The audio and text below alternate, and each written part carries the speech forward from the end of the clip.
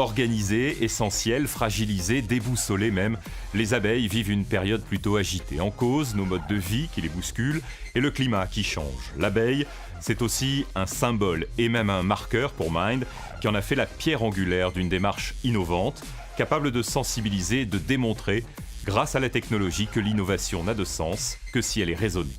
À chaque fois qu'on développe une innovation, ou en tous les cas qu'on la pense comme telle, l'idée c'est toujours de placer l'éthique au cœur des questionnements. On voulait vraiment montrer ce qu'était une certaine idée de l'innovation à travers ce qu'était Mind, sa baseline, l'innovation raisonnée, et à travers un projet emblématique, OneBee, qui est vraiment un vecteur d'interaction, un vecteur de sens, un vecteur de lien. Depuis une trentaine d'années, l'abeille disparaît en masse. Les apiculteurs ont tiré un signal d'alarme depuis les années 80 en disant bah voilà, nos abeilles disparaissent, qu'est-ce qui se passe? Nous, on va produire des outils que l'on va donner aux chercheurs. Donc c'est les chercheurs qui vont faire leur suivi, on va dire, biologique, leur expérience. Par contre, on leur apporte toute la caution technique, tout notre savoir-faire technologique, que ce soit en microélectronique ou en système embarqué. Les apiculteurs, les biologistes ont chacun leur propre langage, ils ont leur propre monde. Et nous, je pense que c'est un petit peu le propre de Mind, c'est aussi notre savoir-faire. Et notre force, c'est de savoir parler plusieurs langages et faire des traductions entre les différents mondes. La force d'Hervé Munier sur ce projet, c'est de ne pas considérer les abeilles comme seulement son écosystème primaire, c'est-à-dire sa ruche, l'apiculteur ou les producteurs de pesticides. Lui, il va écouter les abeilles, il va s'intéresser au chant des abeilles, aux ondes vitales qui tournent autour d'une ruche, la danse des abeilles. Vous voyez, on peut toujours avoir une certaine émotion autour de l'abeille et ne pas toujours se dire qu'est-ce qu'on va pouvoir encore lui chipper à cette abeille, quoi. C'est un projet qui donne des valeurs au sein de l'entreprise. C'est un projet qui fédère et puis c'est un projet qui donne du sens. Donc nous, on a vraiment envie de se battre pour la sauvegarde des abeilles. On a vraiment envie d'apporter notre brique, finalement, enfin de faire partie de l'histoire, de cette histoire, d'amener notre petite brique, notre petite touche de couleur. Une initiative désormais partagée avec les plus grands laboratoires qui se reposent et s'inspirent maintenant des travaux de Mind sur les abeilles.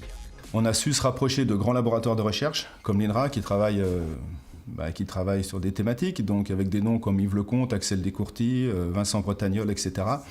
Et finalement, ces gens-là, pour les avoir côtoyés pendant plusieurs années, ils ont appris à nous connaître. Ils nous ont fait confiance et maintenant ils nous ont acceptés, on va dire, dans leur monde. Et finalement, derrière, on a cette caution recherche qui nous donne une grandeur et qui nous donne qui donne une enveloppe à ce projet. En 2013, nous avons eu la chance d'être invités par le Jardin botanique de Neuchâtel lors d'un colloque avec les plus grands chercheurs, on va dire, nationaux et internationaux. Ce colloque nous a permis de rencontrer des personnes du CNRS, des personnes de l'INRA et qui nous a permis de construire un projet avec eux. Nous avons monté un peu de partenariat et nous sommes la caution technique pour équiper le plus gros rucher expérimental de France dans le cadre de Ecobee. Tout ceci nous donne à ce projet vraiment une connotation nationale et on se sent vraiment de la même famille avec les laboratoires de recherche pour sauver l'abeille, quoi. Sauver l'abeille, une ambition plutôt réaliste grâce à la technologie innovante initiée par Mind, de quoi séduire et rassurer les plus sceptiques. Quand on parle de ce projet et qu'on amène la technologie, ça paraît tellement improbable qu'en fait, suivant les personnes que l'on a en face et de leur connaissance par rapport à l'abeille de la mortalité, il faut amener le projet avec délicatesse et par étapes. Effectivement, si d'entrée de jeu on leur explique qu'on pose des puces sur les abeilles, qu'on met de l'électronique, on va plus se passer pour des tortionnaires. Mais en fait, il faut amener toute la problématique dans son état pour qu'ils comprennent pourquoi on développe cette électronique. Ce volet pédagogique, en fait, on l'a essaimé à l'université Savoie-Mont-Blanc dans le cadre de cours, parce que Mind dispense des cours professionnalisants au niveau de du master électronique et des systèmes embarqués à Chambéry.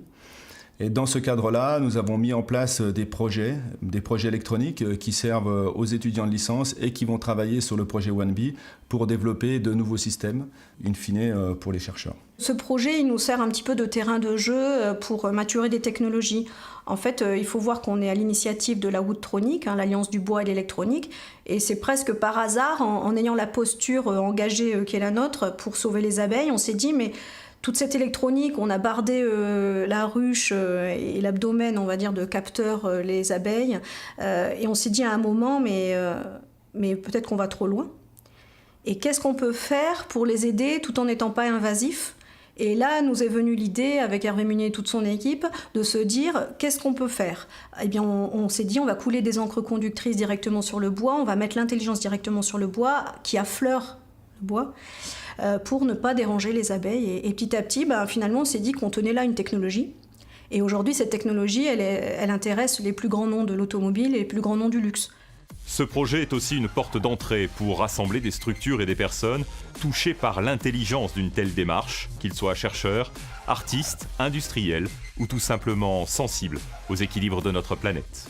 Là, à chaque fois sur les abeilles, on a vraiment coopté des personnes qui étaient vraiment dans une attitude qui nous ressemblait, en fait. Même si ce n'étaient pas des technologues, même si ça pouvait être éventuellement des artistes, ils nous ressemblent, on se ressemble. Il y a un véritable un attrait, une fascination, une vraie attirance envers les abeilles. Et ça fait quand même longtemps que c'est le cas. Après, c'est toujours intéressant de pouvoir se saisir de cette attirance et essayer d'en faire quelque chose avec ses propres outils. J'ai réalisé, là, en voyant tous les micro-circuits, toutes les matières utilisées, les couleurs, enfin, effectivement, en voyant tout ça, je pense que c'est une façon, effectivement, de magnifier un petit peu ces composants et ce travail.